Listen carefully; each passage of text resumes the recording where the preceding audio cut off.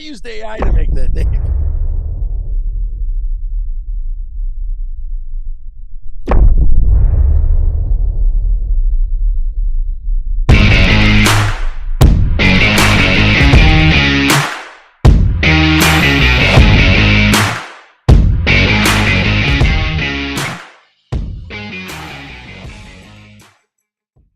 %76% of black voters think we should show an ID to vote.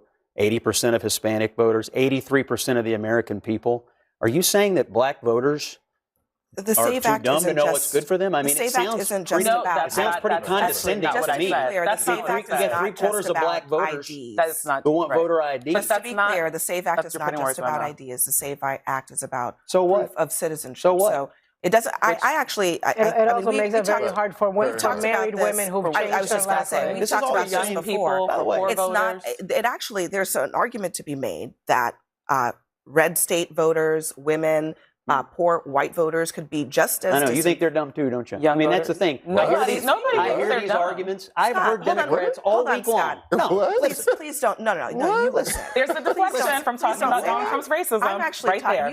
You should be thinking about your constituents or your yeah, I think they're your smart enough to figure out how to colleagues in register to Kentucky. vote. Abby. Hold on.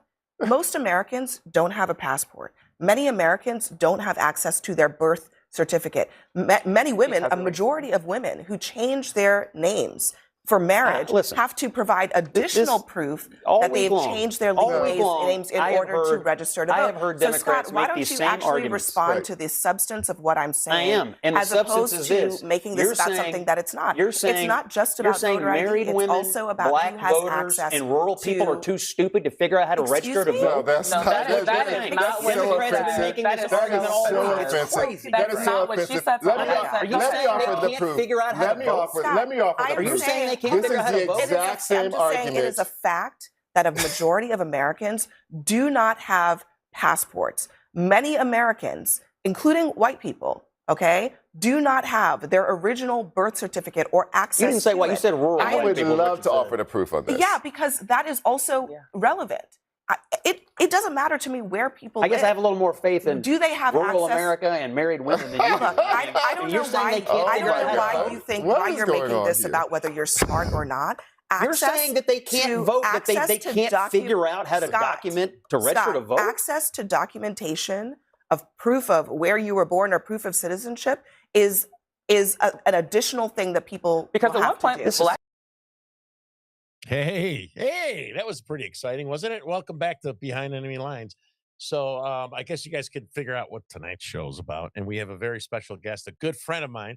Actually, when I first started in this battle, he was an ex-Democrat as well, Pastor David Laurie.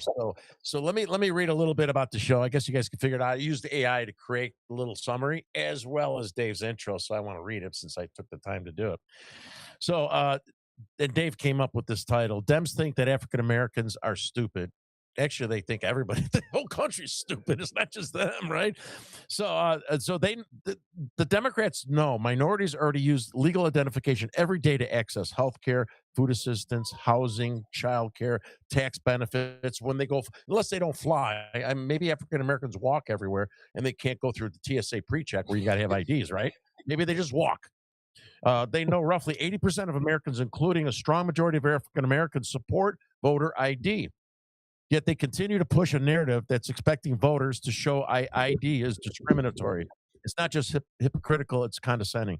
The Democratic Party has no problem requiring IDs for welfare, then suddenly calls it racist when you apply it to voting. Double standards isn't about protecting minorities, it's about protecting political power. So let me read my bio, my AI bio of my good buddy David, who, by the way, saved my ass. Me and Ben Berquam, he was watching our ass when we caught. David was there in the car. We were in Pilsen at the Venezuelan illegal shelter, and we caught a drug transaction. And if you didn't see it, go look up on Gateway Pundit. And I didn't know, like, I was all focused on the Venezuelans. Ben is so nice, he's turned his back on, and I'm like, oh, what the fuck? David was in his car watching our ass. He was ready to protect us if we needed, right? So I didn't know that till afterwards. So anyway, we're joined by a man whose voice, courage, and integrity has made him one of the most respected truth tellers in the Chicagoland area and beyond. Pastor David Laurie is a longtime pastor, community advocate, and national commentator known for speaking hard truths about politics, race, and the real challenges facing the inner city families. He was also chapter president of the NAACP back in the Democratic days. For decades, Dave has mentored young men, fought against violence, and pushed for solutions rooted in faith, responsibility, and empowerment, not just political theater. He's also a host of the powerful podcast, Let the Truth Be Told, where he exposes hypocrisy, challenges failed policies, and gives a voice to the communities and politicians often ignore. Pastor David Lowery isn't just a commentator, he's a man who shows up. Oh, when Terry Newsom and Ben Bergquam confronted members of the Venezuelan prison gang Tren de Largo outside the Pilsen migrant shelter, Pastor Lowery had our backs. He stood there with them and spoke out publicly and refused to let the media twist the narrative and silence of truth about what was happening in Chicago neighborhoods. That's who he is, a leader. He doesn't run from controversy. He doesn't bow to political pressures, and he doesn't let anyone intimidate him into silence. My good friend, Pastor David Lowery. Thank you. Brother. First giving all praises to Yahusha and my Lord and Savior, Yahuwah. Well, let me say this, Terry. To the American people and patriots across this country, it's high time that we save our country and we get all these idiots out of here, the migrants. We have to get all the people that's out of the Democratic Party. We got to get rid of them because those aren't true Black people. The people that you just saw at that table, we call them coons. They're real coons because they're educated fools. They're part of the Boule crowd. Most of the Democrats now have enlisted the NGOs. They've enlisted all these college-educated people that's supposed to be so superior and so smart. But they put themselves into politics. They've become state representatives and they've become mayors of the small towns and around Chicago and the suburbs. But as you can see, just like the town of Harvey that went broke, Brandon Johnson is breaking Chicago.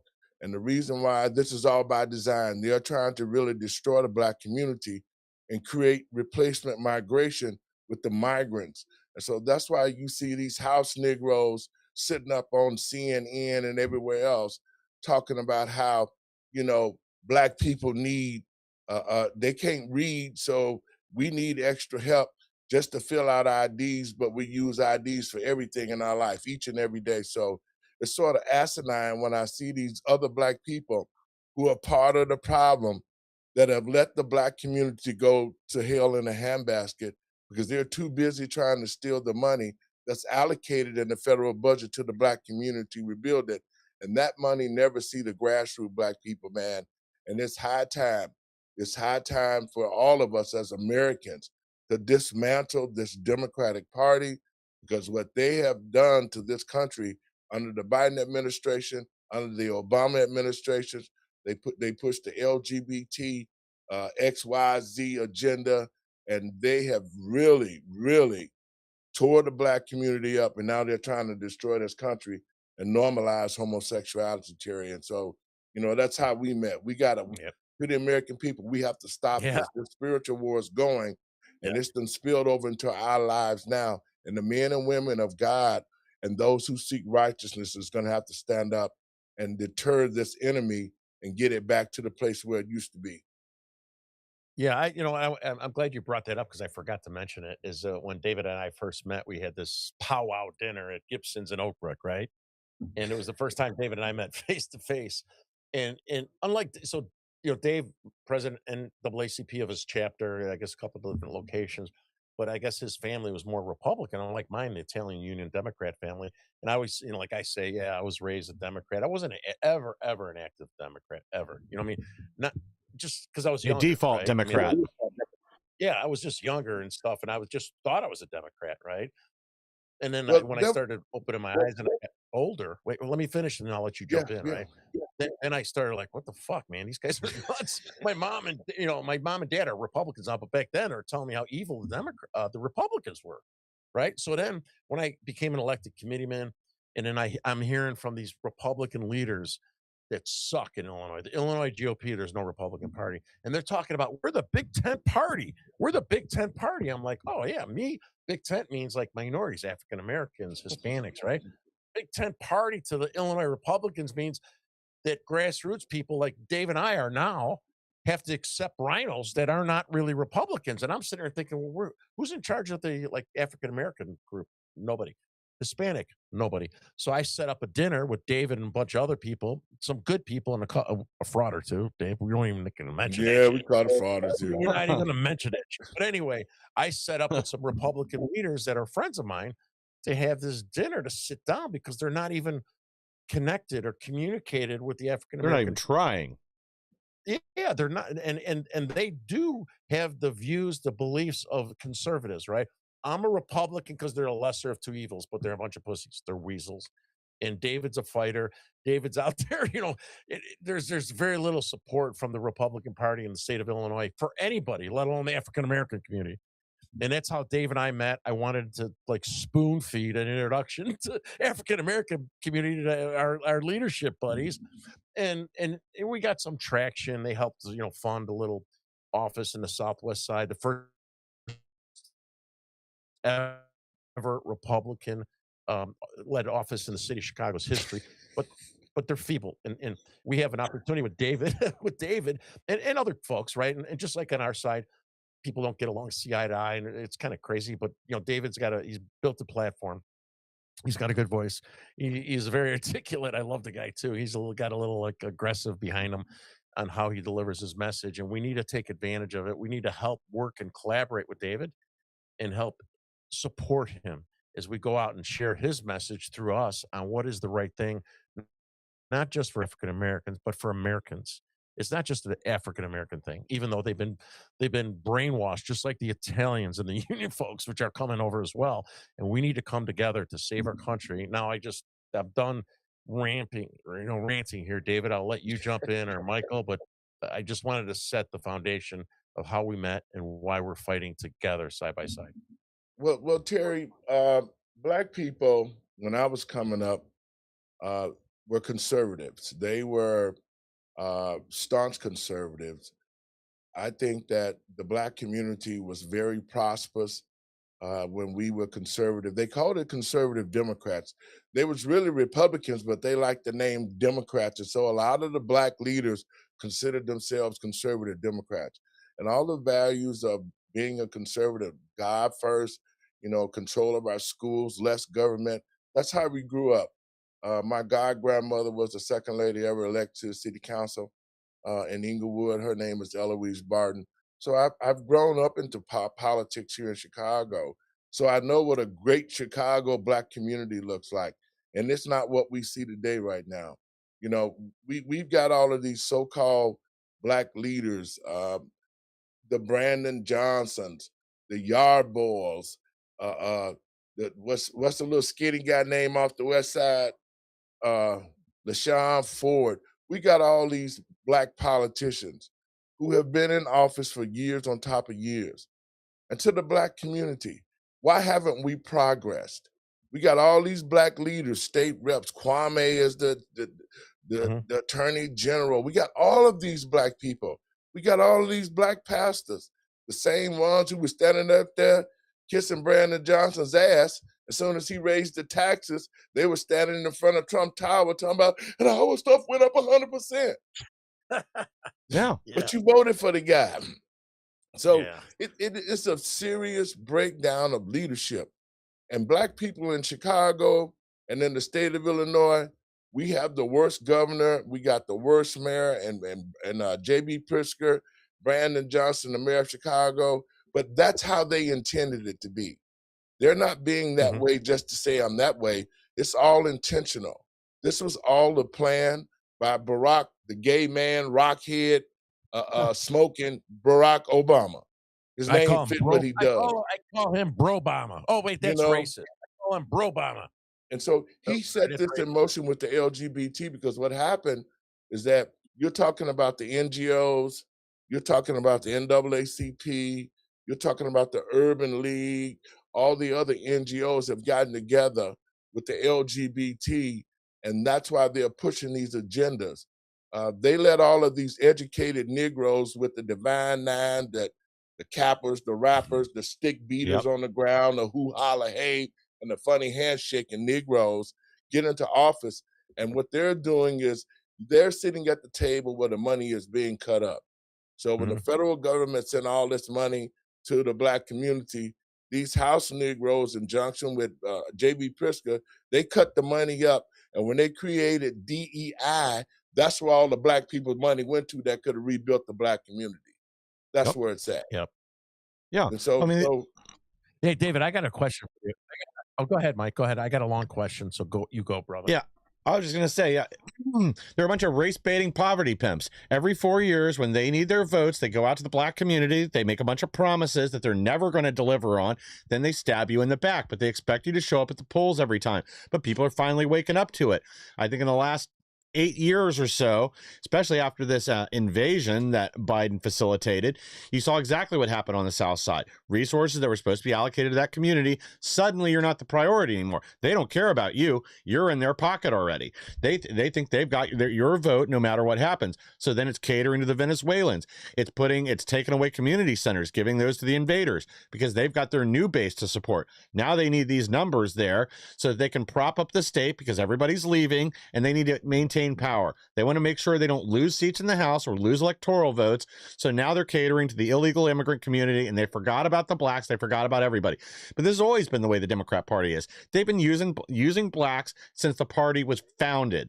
And that is not going to change anytime soon. But the good news is now people are starting to wake up to it and look at a different path. But unfortunately, like you guys were saying, the Republicans are failing too in Chicago. You got a bunch of wimps up there that won't take a harsh stand and won't do any outreach. I don't know what they're afraid of because there's a lot more that aligns with the values of the Republican Party with conservatism in the Black community than there is with these Democrats. As you say, they are tied hand in hand with the LGBTQ, MS-13, whatever you want to call them. And everything else. I mean, it's a joke. There is zero alignment there, and they push an agenda that poisons and harms the Black household, and that again hasn't changed. That's the way it's been since 1964, and it isn't going to change anytime soon. They just rebrand themselves. The target of their aggression changes, but the politics and the policies don't. Well, I think I got a question. Hold on, Dave. I got a question for you. It's a long question. And then when I ask that question, I'm going to go and plug my computer in. So we're doing wireless here, and it's like going in and out. I got my laptop or my computer hardwired, but I forgot to plug it in today because we showed the house. Actually, we sold our house. We'll tell you. Congratulations. We sold our house. Yes. All right. I'm not leaving Illinois yet, Dave. We talked about it, but we sold our house. So I had to disconnect the hardwire. I'm going to ask you this question. I'm going to run off camera, plug it in while you're answering the question. So everybody knows there was a civil war that was fought, right? And a lot of it was predicated off of slavery. And who wanted the slaves? The South. Who was the South? The Democrats. Who lost the war? The Democrats. They lost their slaves. What happened after that? The KKK, right? So there was a big battle that went on forever. What happened after that? And they tried to continue to screw the African-American communities with the Jim Crow, right? Who fought against that, right? And then all the stuff that happened from the 1900s right to the 1960s, they were the racist ones. They were the ones that wanted to keep, just like they want these illegals now, they wanted to keep your community in check. And then, to your point, Dave, the African-American community, if I remember correctly, in the 60s, you guys had a better marriage rate than white people, made family unity and marriage and stuff.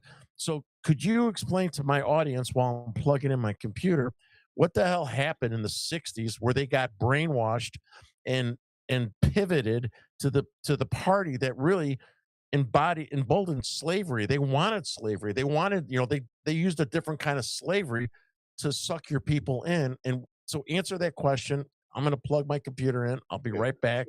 Go ahead. Listen, see, the whole problem is this. It was in 1865 when the abolitionists split away from the Dixiecrats, and the Dixiecrats went to the north and they created the Democratic Party. Black people were Republicans. They owned their own businesses. They had the Black Wall Street going. All of these things was going positively in the Black community.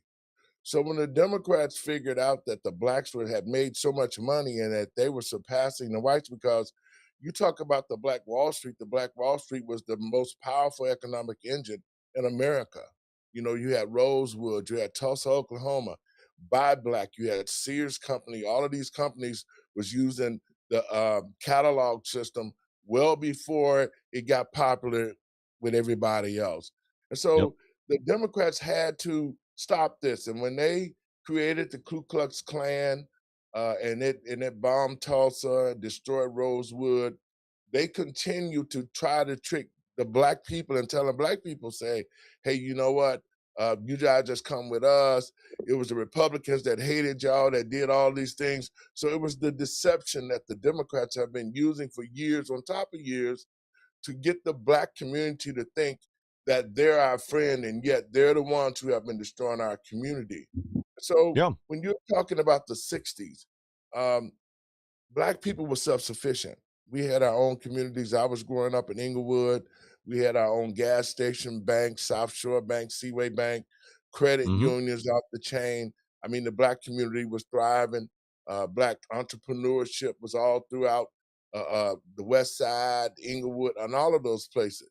But it wasn't until 1968 when they created welfare for black people, which the welfare program was for white women who needed the money to get through so they could get better themselves. So when they created the welfare program, it did a couple of things. It's institutionalized racism because it separated the black family. You're talking about when I was coming up, the black family was at about 89 to 90% of marriage rate. And it was a low percentage of unwed children, mothers with unwed children, but we were a community and we lifted those children up. And then when it got to the place where in the late 70s, we started noticing the trend, 75% of married family households started to go down 25% with the unwed families. And that was when the alarm was sounded, but a lot of the black politicians didn't react to it because they were too busy fighting for social justice instead of maintaining the black family. And so as time went on, this was all by design that to destroy the black community, to make it weak. So when they separated all the men out of the family with the welfare system, then they sucked the economics out of the black community, thus causing the black man to have to leave the family if the woman was on welfare just to keep getting a check every month. So then they open up the prisons. I mean, this has been a calculated plan. They open up the prisons under the crime bill. They incarcerated black men in record numbers, so 3 strikes you're out, all of that stuff. And our women was left here behind not knowing how to use the power of the black family. And so it just disappeared. You know, our women start raising kids that don't know God or don't have any family structure. And so that's why we're in this condition today. So, but it has been an attrition to use black people to destroy other black people, because that's what we see now. We got black leadership that don't do any leading for the black community, but look for ways to live off of it, look for ways to pull money out of it and invest into other things besides rebuilding the black community and becoming self-sufficient. So this has been a plan that has worked. And now here we are in 2026, after the Biden administration, after Obama set all of the LGBT in place, and then Biden opened the door for the transgenders. They started putting the porno into our schools, not teaching our children. 10 years before that, they got rid of all the black teachers. The scores went down. Thus, that's when they created DEI, and they brought all the homosexuals and put them into the schools, put them into the army, put them into all social places in the government through DEI. They lacked any experience to do anything, and that's why the country is so tore up, and the black community is on its last legs because our family structure is down to a mere 9 to 10% right now. Well said.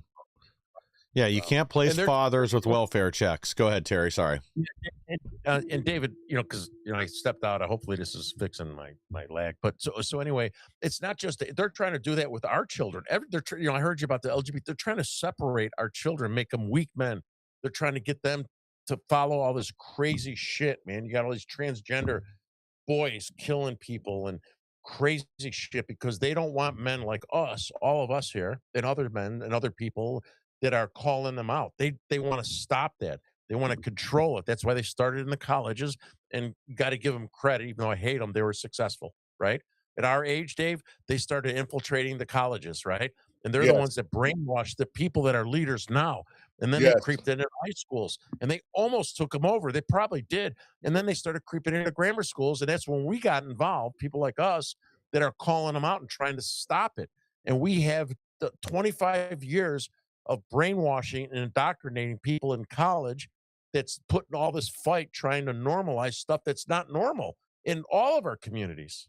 Well, in the Bible, Leviticus 20,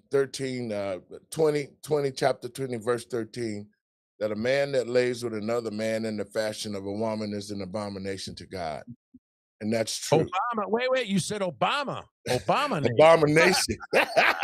He is an abomination. But the point that I'm making is this, this is a spiritual war. They are the Sodomites from Sodom and Gomorrah. They're still pissed off because God destroyed Sodom and Gomorrah because of their homosexual tendencies. They wanted to rape angels and do whatever they wanted to do. So we got the same God. This is no different.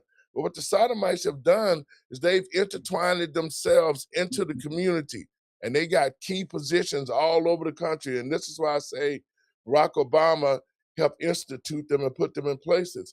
And so once that they got into place and got themselves into the schools, they came right out under the Biden administration and said, "The hell with the American people. We finna normalize this abnormal lifestyle because we're gonna come after your children. We're gonna train them to be homosexuals. We're gonna teach them that our lifestyle is a normal lifestyle when it wasn't."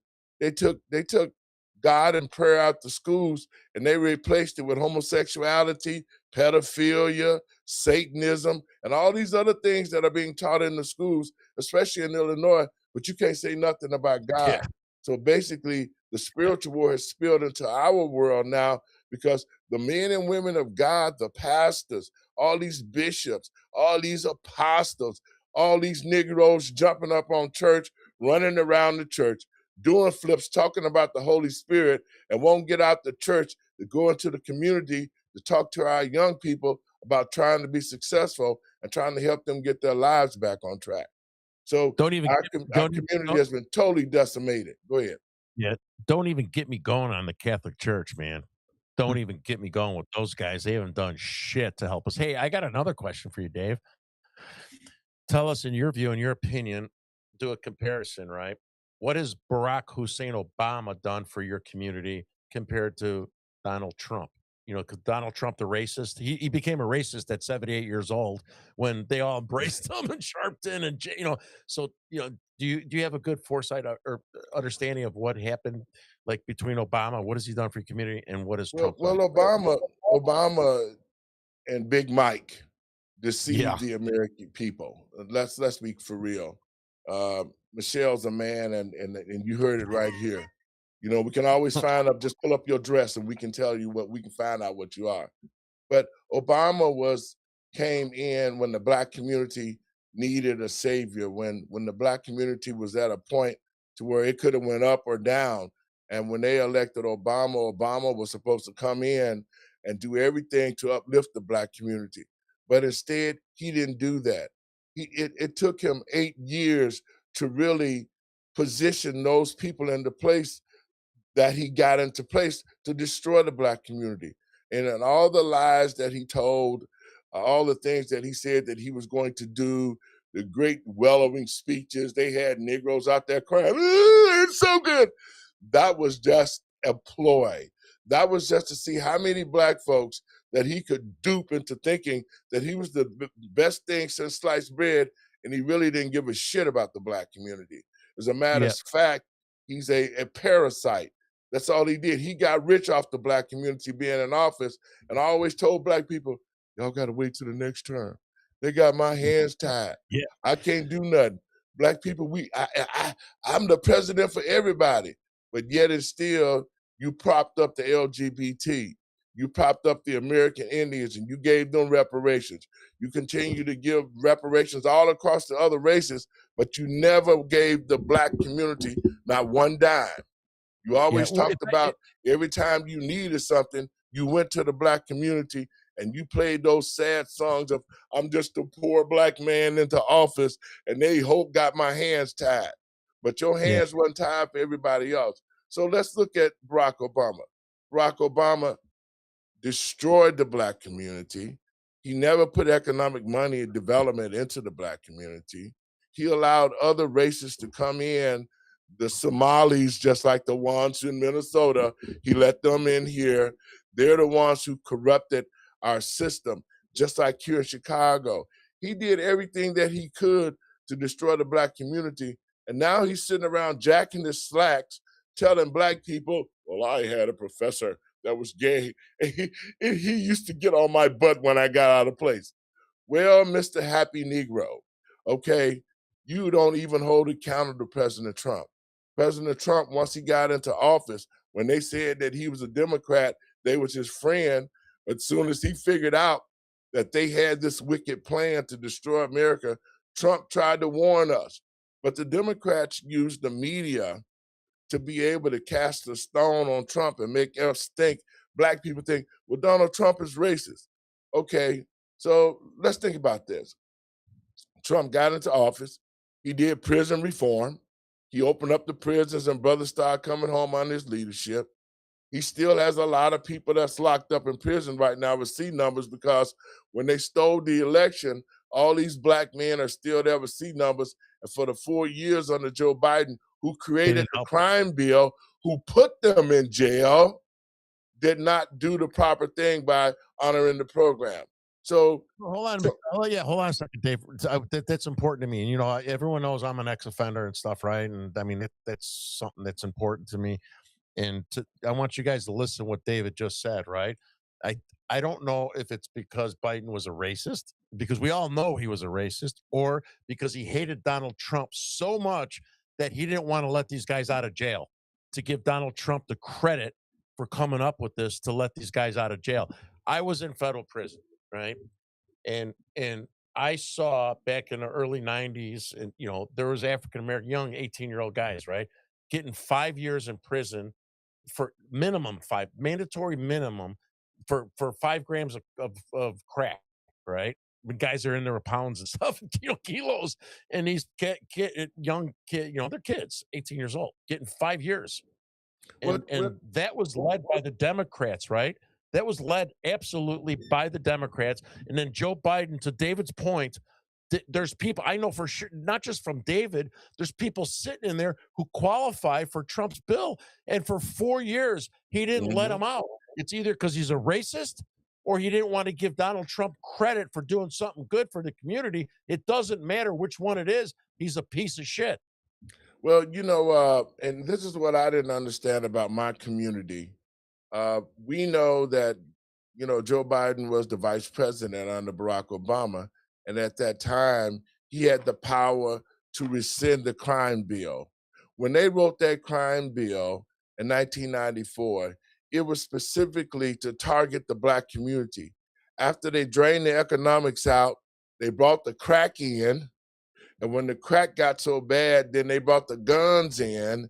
And then that's when the war in the Black community started, because now you create a crime bill. You got all these people hooked on drugs that needed medical attention. You're putting guns in their hands. They have no economics, no jobs to go to. So what they're robbing and killing each other. That was all by design. Joe Biden created the crime bill. Bill Clinton, the Democrat, signed it as soon as it got into law. And the sad part about it was the damn Negro preachers. All of them got together and said, oh, the Black community's out of control. That's because they wasn't doing their job feeding the sheep. And then they went to Bill Clinton, all the Washington, D.C. Some of these same old these Negro preachers that's out there now, Hatch and Sanders, all on the West Side, all of them, especially these young preachers now who are part of the Boule crowd, who are pushing prosperity preaching instead of trying to unify the community. These are the enemies to the Black the Black community. Yep. And Yep. now that we have them here, they've really shown their hand, and to Black people across the country. Yeah. It's I time for us to stand up on our own. We don't need either party. We need to get our own stuff. We need to create a very solid voting base, and then we can deal with those who will respect us and help us rebuild our communities, because we can do it ourselves. We can reinvest our own money into our own people and communities, just like what Malcolm said. And Terry, you and I talked, that's why I'm running for mayor in 2027. We're going to get Brandon Johnson's Black ass out of there, because his mission was just to come to destroy the city of Chicago. He's not created any economic development for us, but he's given $1 trillion away to illegal migrants, and steady lying and acting like he's crazy as they continue their plan with this homosexuality push. That's what this is all about. It's about LGBT, all of the stuff that they're trying to normalize to steal our kids. We need to stand strong. We need to support the president, and we need to really understand what we're facing, because when President Trump said he helped the Black community, he had a platinum plan that he was going to implement after the 2020 election, and they stole it from him. And so that plan would have given money to, which he did give money to the HBCUs. He made it a law now where they get all this money. He did the prison reform. He had a package deal set up to where the Black community becomes self-sufficient.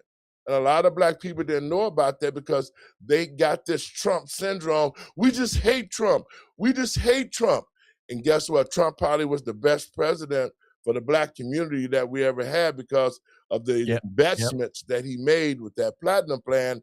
We would have been totally self-sufficient, but we allowed the Democrats to steal the election, and Black people who thought that they were something special, now they find out that they ain't nothing but a piece of crap in the Democratic people's eyes, and we got to throw them out as soon as possible, and the Black community will start to thrive and get back on the feet, Jerry. So the difference is President Trump did what he said he was going to do.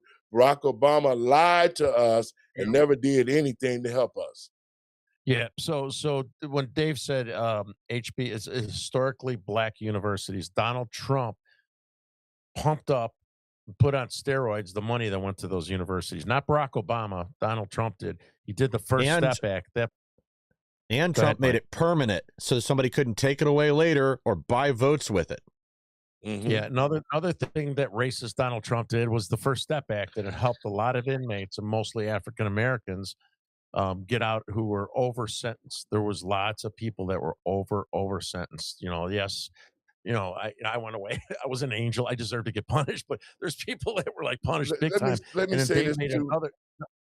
Let me say this. I've been working with Ms. Johnson's office through Kwame Kilpatrick. He was pardoned by President Trump, as well as Ms. Alice Johnson. But me and my staff put together a bill to repeal the 94 crime bill in its entirety. We wrote it already, and we're working with Ms. Johnson's office at the Pardon Czar's office for her to take a look at it on the 17th, so that she can present this to President Trump. We need to kill that entire 94 crime bill. It needs to be repealed in its total form. And those people... Wait, hold on a minute. Who signed that? Joe Biden and the Democrats? Who pushed that thing? Just tell everyone. Well, it was Joe Biden. Joe Biden wrote the bill. Bill Clinton signed off on it. And then the Black preachers got it implemented right away, and it destroyed the Black community. The bill that we're writing that's coming up before President Trump is one that repeals the entire crime bill. It takes away all of it. So those who were affected by it, with the 3 strikes you're out. If you got caught with a quarter size of rock cocaine, that was 5 years mandatory. Minimum. Versus powder. Joe Nim wrote this bill. It was unconstitutional to specifically destroy the Black community. And so he even bragged about it. Yeah, I wrote the damn bill. And yet and still, black people, when we saw him running for president, he should have been the last person on the earth, Mr. Grand Dragon of the Ku Klux Klan. He was the last person. Tell him, if you ain't black, if you don't vote for Joe. How disrespectful that he did. And then black people, well, you know, we hate Trump so bad, we gonna put Joe in. But look what Joe did, and look at the black community now. So for these young people don't know, what's his name? What was Bird's first name? I forgot his name. Bird? He was the KKK. Robert KKK Byrd, the mentor to Bill Clinton. Yes, Senator Byrd. Clinton and Biden was at his funeral. Can you imagine if it was a this guy was a Ku Klux Klan like leader. He was a Grand Dragon or whatever. Yeah, he was a great, you know, him and Strom Thurmond and all of them were Ku Klux Klan leaders. Joe is a Grand Dragon himself. And see, this is why I said we got all these educated Negroes in office who don't know the history of the people that they're dealing with. They think, well, we're Democrats and we're the educated Negroes we know. But look what you've gotten yourself into. You got the black community to a position now to where if we don't stand up and try to revitalize our communities, the black community will be replaced by the illegals who the Democrats have brought into our community to take over with replacement migration. Yeah, I want to bring up something. Dave mentioned something a while ago, right, about the crack in his community.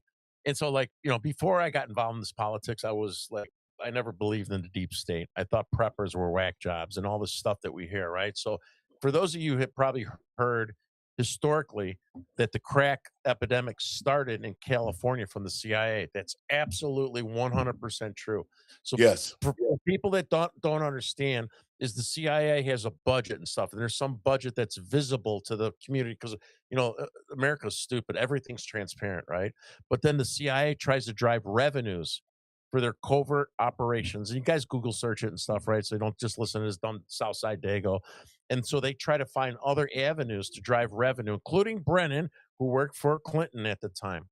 So the crack, actually, the cocaine was coming through Arkansas and Alabama back in the day, right? And then the CIA was involved, and they're trying to raise money for the Contras. Please Google searches. Don't believe me, right? So they were helping a number of guys that were working with the CIA informants to get crack going in California. That's where it initiated. And I want to tell you I was in federal prison in 1993. And Google search this so you don't think I'm nuts. There's a guy named Frank Nesbitt. Frank Nesbitt. He was one of my cellmates. And so if you look at him, you're going to see that he was deemed a spy. He worked for the Russians. So he had a Guatemalan wife. The Iran Contras. The CIA was working with the Iran Contras. Oliver North. And they're trying to fund them to help them fight and stuff, right? And they couldn't go and get money to help because they didn't want to get caught helping the Iran Contras back in the day. This guy, Frank Nesbitt, was in Nicaragua and doing all this other stuff. And he was crying. I almost beat the hell out of him, by the way. Well, that's a different story. Am I hell? I stepped on his bunk and he's like, oh, he was a Marine in Vietnam. And I'm like, fuck you. So he went told on me. So anyway, this guy, Frank Nesbitt, was always whining to us that the CIA set him up. You know, I didn't look at this guy's background and stuff until like 10 years later after I got, you know, it's been 35 years. I changed my life. I know you leftists and Joe Severino are trying to like come after me.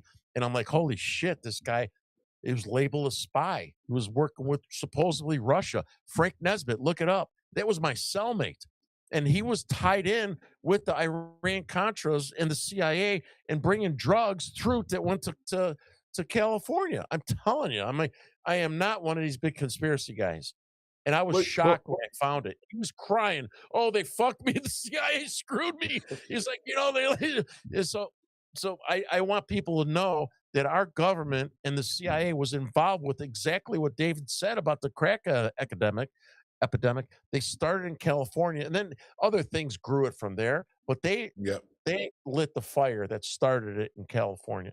And you know, when the crack epidemic came about, and this is one of the things that I was able to work with Miss Johnson's office to get those 6 life sentences off Larry Hoover. We wrote that piece, and we were able to asked President Trump to be able to sign those off. And now you would think that after all of these years, Larry Hoover is a political prisoner, because Larry had organized the street organizations to become one.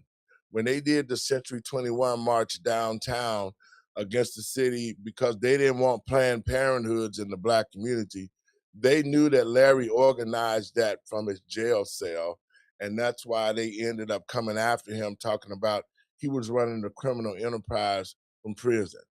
Well, let's take a look at when you say a criminal enterprise. The police in Chicago is a criminal enterprise. Yeah. The politicians that's in office every day, the ones who are stealing all the money, are a criminal enterprise. The judges and the lawyers that's on the take is a criminal enterprise. People like the Somalis and Tim Wall, Tampon Tim, and Newsom and J.B. Pritzker is a criminal enterprise. They're just stealing the money directly from the taxpayers. They're using drugs. They're using everything. And so we really have to be careful when we say a criminal enterprise is back down to Larry, because Larry Hoover should have never been to jail. He should have never got put in jail because he didn't kill anybody. And the ghost dope that they used to try to trap him with was from somebody else. And to all the GDs and BDs and vice lords, to the big we need to be standing on Governor Pritzker, asking him to release Larry, because he could have let Larry out when Trump got rid of those 6 life sentences.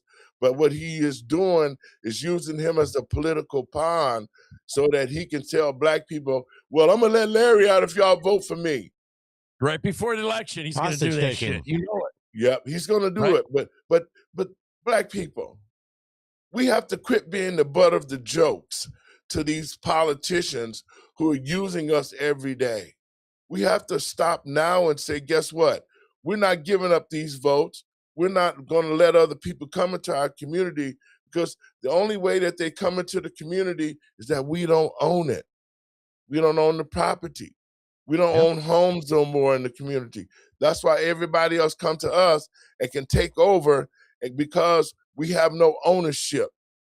And if we're going to come out of this mess, first we got to get our head in the right place to understand that neither one of these parties, the Republican Party in Illinois, is so weak, man. They should be ashamed of themselves when they have an opportunity of a lifetime to be able to build a relationship with the Black communities across the country, because Black people are so fed up with the Democratic Party, but they feel like, well, who else we going to vote for? So that's why the Democrats is using all this racial stuff. That's why they told us, how can you even think as a Black man, I'm offended by that bullshit when you say that Black people, I heard it with my own ears, well, Black people, they don't know how to use computers. They don't know how to access information to get an ID. And yet here we are with driver's license. We got to have our license to fly, to do everything with, and yet they're saying we're incapable, that Black people are dumb, and that the Democratic Party have to lead us to the water to drink it. So we have to make sure that they can't write too good, and we have to show them what the forms are. So that's why we need to keep them to let anybody, they don't need no IDs, let everybody vote. But let me say this. I was at the Democratic National Convention. I was a speaker on Lori Ingram's show during the convention. I had to have 2 IDs just to come on the grounds, okay? You got to have IDs for everything. So to Black people across the country, we should be highly offended. And now that we see that the Democrats are the ones who have been destroying us behind our backs when they say, Negroes are so dumb, they can't even get an ID. Think about it. And that's basically what they're saying. Real quick. I mean, I real quick, and I'll hand it over. Yeah, I've never in my life met a Black person that was incapable of getting an ID. But if I do meet somebody like that, maybe they're too stupid to vote. Like at this day and age, if you can't get an ID and you can't figure it out, maybe you shouldn't be making political decisions for the rest of the country. Sorry, go ahead, Terry. Yeah, Mike, why don't you pull up that little flyer thing that we had for local Democrats, African American Democrats in Chicago? There you go.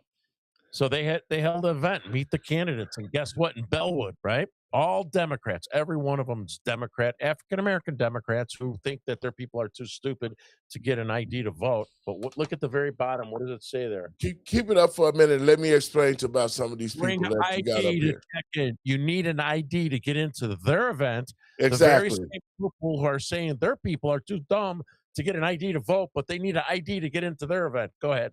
Go ahead. Well, you know, as I look at some of these candidates on here, these ain't real black people. These are the bullshit black people who are educated fools. These are the people that belong to the fraternities and sororities. All of them, their whole plan was to get into politics so that they could be at the table and get the money to better themselves and create a whole new black race. None of these politicians are going to do shit for black people that's up here. They're going to continue to lie to you. They're going to continue to bring migrants into our community. That damn LaShawn Ford been in office for over 20 years, and the West Side ain't changed at all. There's nothing positive on the West Side. It's bullshit economic development with Danny Davis running for office 100 years old and taking the money and giving it to everybody else except the black community. So these are nothing but pawns, all of them. And black people, we need to get rid of these type of Negroes. These are the Negroes or the Boule people who are lying to us. They're bullshitting us, and they only act like they're going to do something.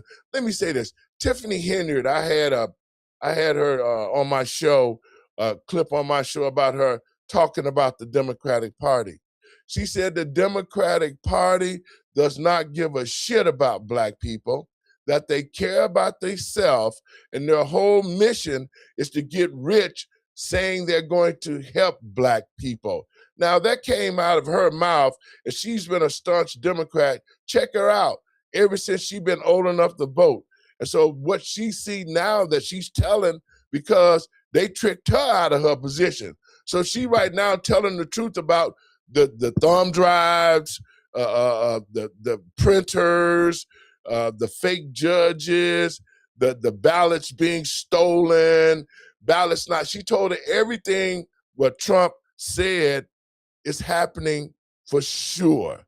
And so black people, we need to know that the Democratic Party is about our demise. We need to vote Republican or support the conservative ideology so that we can save our community. Because if we let these Negroes get back in Chicago, and we let the same people, I got a question, Terry. How is it that I'm running for mayor in 2027, and I want to debate some of them Negroes? Because if you've been in office over 5 years or 2 or 3 years, what the hell difference are you going to do different if you get a higher position for more money? Yeah. So a politician that's already in office, just like Kamala Harris, talking about what she was going to do when she got the president. Well, damn, you the vice president now and you ain't doing nothing. What's going to make the difference? So LaShawn Ford, you running for Congress. You've been a representative for 50 years. What difference have you made while you've been in that position to uplift the black community? Nothing. So the black community better understand, it is our leadership. It is the people who we send to Washington and who go to Springfield who are supposed to represent us, who they're the ones who have turned on us, our own children. They've turned on us. They made a deal with the damn devil to act like they're going to help us but destroy us, and they've been promised a whole new society that is multicultural. Get the fuck out of here with that. I'm just tired, man. I'm tired of the foolishness. And black people need to wake up now. This is the wake-up call for us. When you say that black people are so dumb that they can't even get an ID, they're talking about us, our own people. So the Democrats in office, the black people who look like us saying, well, like you had on the show, well, you know, if it's a woman and she get married and change her name, she won't be able to get an ID. That's the dumbest asinine thing I've heard in my life. It's time for black people to wake up and I don't care. We need to vote for the Republican Party. At least we got a chance to build our own stuff and get our own stuff back in track, just like the abolitionists helped us when we first separated the two parties and black people had their own businesses and everything. So we got to, at least till we decide on what we're going to do, we need to support President Trump and the Republican Party and show the Democrats that you no longer have your foot on our ass and on our neck. It's time to get up out of the Democratic Party. It's time for the black people to unite and start rebuilding our own community and reinvesting into ourselves. We can't keep waiting for handouts, and ain't nobody gonna fix us but us. And since we done got to the place where we don't love God no more. We don't love God no more. The church is almost on its last legs. That skit that Drewski did of the preachers, that skit Drewski did of the preachers running around, jumping on the ground, spitting and slobbing on the mouth, doing the caterpillar across the stage, flying in on cables. All of that is bullshit, church. That's not what God, and that's not what Christ does. Christ helped the poor. You know, he did his job to uplift those who couldn't uplift themselves. And if you're supposed to be Christ-like, then your job and duty is to help the less fortunate people in this country. And that's the oath that you took, then you should stand on it. But like I said, the church on its last legs, we got a bunch of fake pastors. You know, they'll be like, oh God, that pastor cursed. Yeah, I might say a few curse words, but I'm out here doing the work of the Lord, getting it done. And the reason why I'm saying a few curse words is because it's the dumb Negro pastors and the dumb politicians who are in power who sold the black community down the road. And it's time for black people to wake up and vote red and get them Democrats out of there. David from Let the Motherfucking Truth Be Told. I'm sorry, my Christian friends, they're gonna get mad at me. I got you. So, like, to everything that David said, right? If we think about what the Democrats say, right, they don't have IDs, right? Because they can't get IDs. That means they don't fly. The African Americans can't fly because they don't have IDs. I don't even know. Like, I'm not sure. I was trying to do it. I can't get connected here. I don't. You might need an ID to go on Greyhound, right? You do? On Amtrak, right? So that means they don't fly because they can't afford it and they can't get an ID. Oh, okay. Well, then what about Greyhound and Amtrak? You got to show an ID. So that means African Americans can only go wherever they can walk or drive. But you know, Terry, that's right. This was the wake-up call for us. This wake-up call showed black people just what the Democratic Party think about us. 80-something%, even in the Democratic Party, say we need IDs for elections. If the people are saying it, 95% of the Republicans are saying it, 83 to 85% of Democrats are saying it, and the only ones that are saying that we don't need ID, we don't need an ID to vote, are the ones who are trying to stay in office and keep the wool over our eyes. Exactly. Those are the ones. That's true. That's you just said. That's huge. You guys got to listen to this, people. Their And own so people are saying they want IDs. And so now that we see this, there's no more joke. This is just like when Joe said, well, y'all ain't black if you don't vote for Joe. The whole black community across the country should have been enraged. We should have said, Joe Biden, you're the last person that's going to get in office.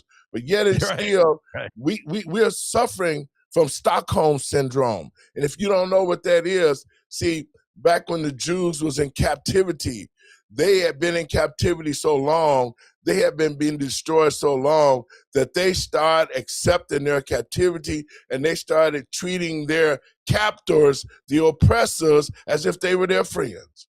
Yeah, it's like battered wife syndrome. Same thing, kind of like. You know, and so that's the same type of system that they used on black people.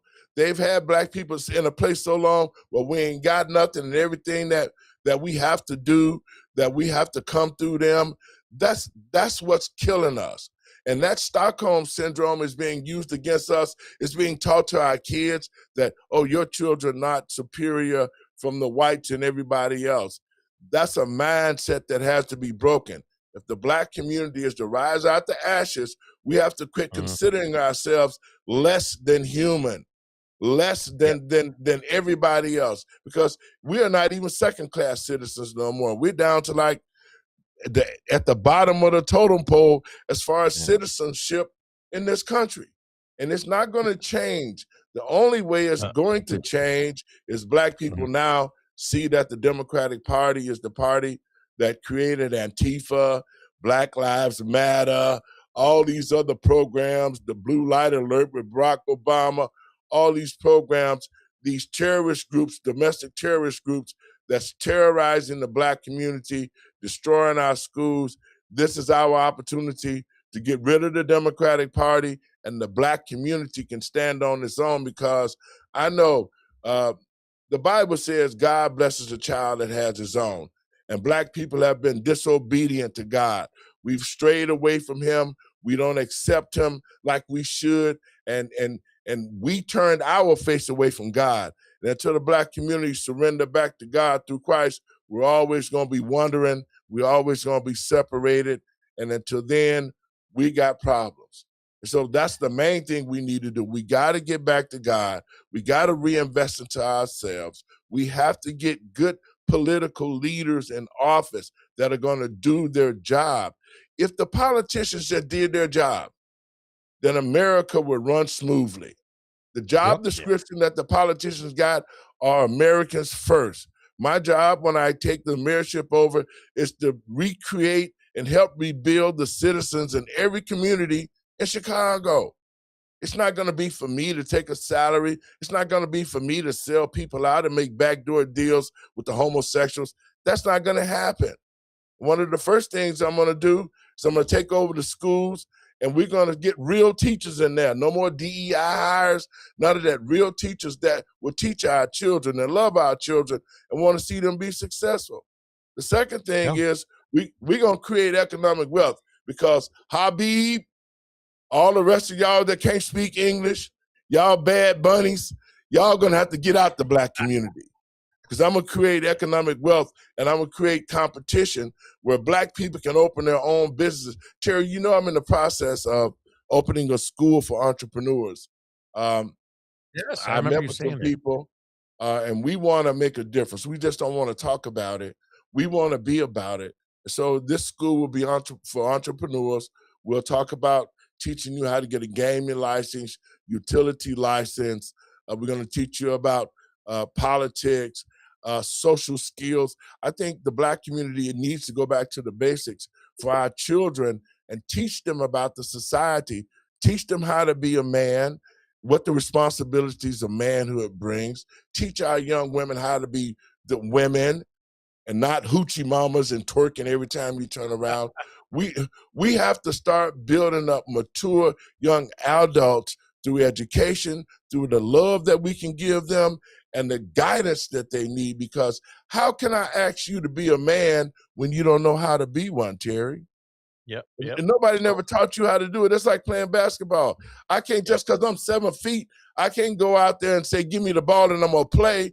If you haven't been taught how to play the game, you can't play it. And that's what's wrong with the Black community. Our children haven't been taught. They don't understand how our society operates. They don't understand economics. They don't understand anything about this society because they have not been taught. And so they're living off the internet, and whatever ideology that comes around, that's what they're following. And that's why we see the crime, the drugs. You know, most of those young people don't have a clue about the world, nor are they educated enough to navigate in it. And that's the problem. We're going to fix that problem when I become the mayor, because I'm going to clean the schools out, and we're going to bring the trades back in. But this school that I'm creating for entrepreneurs, you can take the classes for whatever trade or whatever business that you want to start. Once you graduate with your licensing and all the other stuff that's needed to open a business, the second half is that we'll help you find a building. We're going to open these businesses up. We'll put the inventory in, and basically all you'll have to do is manage it and make sure that the money is taken and done the right thing with it, with reinvesting back into the Black community.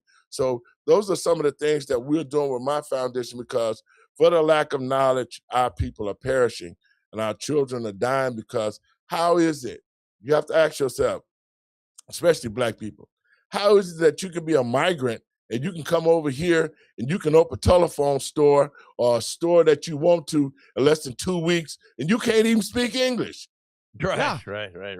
It's like How do you come over here and be here 2 weeks and you get enough credit to go down to the bank to get a loan, and you might have a black man 20 years on the job and he have to sell his baby just to get a loan to buy a house?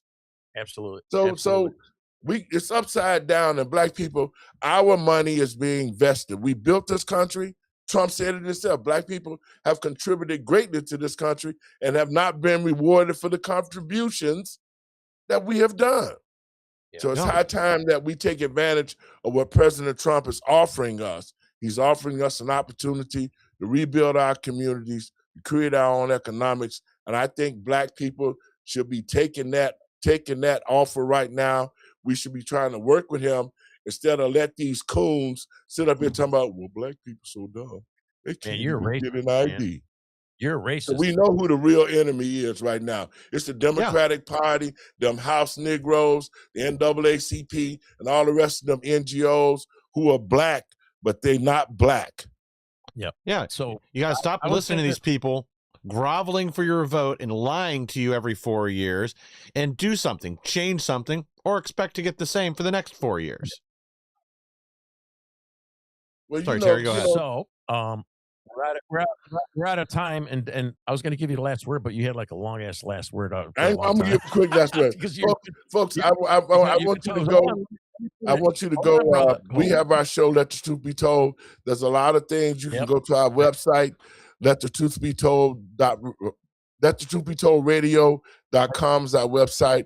We have our own television station. I'm looking for podcasts to come on. We have the same platform as Prime. At Netflix, we got that. We can do pay-per-view, all of that. You can find us. If you want to become part of the network, my number is 708-663-5262. Again, that's 708-663-5262. But let us, more importantly, look at the leadership that we have, and let us get some people in office that's going to do the right thing.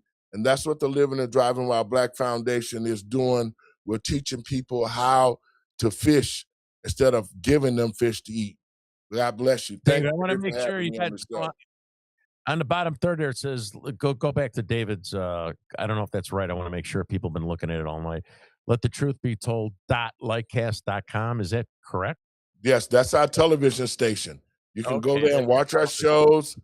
And like I said, we got shows on the archives. It's a great station. We got a great show. Y'all can find me 6 Central Time on Facebook. You can find me on X, Rumble, all of those channels. Just put in my name and it'll all come up.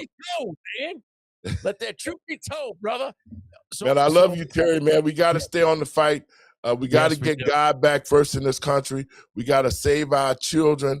We got to restore what's been stolen by Satan so that we can make this country great again. God bless you. I love America. I love all American people. I love my black people, and it's time for black people to wake up and get rid of the Democratic Party so we can stand on our own and be self-sufficient. God bless you, Terry. Thanks for having me. Thank you, brother. Don't hang up. So Mike's going to do the closing statement. 2 things I want to mention. Next Tuesday, for those of you who have not saw in Chicagoland area, Elmhurst College. I'm an alumni of Elmhurst College, right? The students there tried to start a Charlie Kirk TPUSA. Guess what the leftists did? They went after him. They called Charlie a racist, all these crazy things. They wouldn't let these young college students start their chapter. We're going to have the young man that's driving this from Elmhurst on the show, and we're going to help him fight. The professors were calling the young guy racist, Charlie Kirk racist. So you can't miss that. We got to help him. For those of you that are from the Chicagoland community, I want to do an event there. I am an alumni. Dave, maybe you'll come with me, right? To call these people out, calling us racist and stuff because of Charlie Kirk. Give me a break. And then I'm going to, after we're done with the show here, I am going to put the old Gateway Pundit story on with me and Ben and David. And I want you guys to look at that video, and you got to watch the whole video.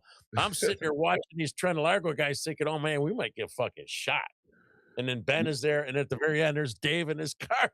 He's like, "I got you covered." But I didn't. I'm like, "Holy shit!" If Man, I had that six Sauger, and I had about 40 shots. Okay. Yeah, Dave's So- like, "The worst, brother, I had you covered." I'm like, "Man, I would have got cockier. My Dago ass would have been more cocky if I knew you were watching us." So But gotta, man, that's what it is, man. You know, a lot of people. put it up We're there. all Americans. We are Americans. I just said on the show earlier, when I was a professional football with the Chicago Blitz, it didn't matter what color the player was. I've been to some places where it was racist as hell, and they refused to treat us like human beings. And we had a lot of white players on the team from all countries, and we all stood together and said, "Hey, you know what? We're a team. Not if one of us can't eat, then none of us will eat, and we'll find someplace else." That's the attitude the American people have to have. We are all Americans, and if one of us is having a problem, then we all having a problem, and we need to fix it. Well Yes, sir. said. Amen, brother. Well, Michael, why don't you close us out? All right, guys. Thank you all for joining us tonight. Thank you, Pastor Lowry, for being here with us. To the audience, Love it. thank you for joining us. Please like, share, and subscribe. Help us to grow so we can bring more people the news the mainstream media doesn't want you to hear. We'll be back next.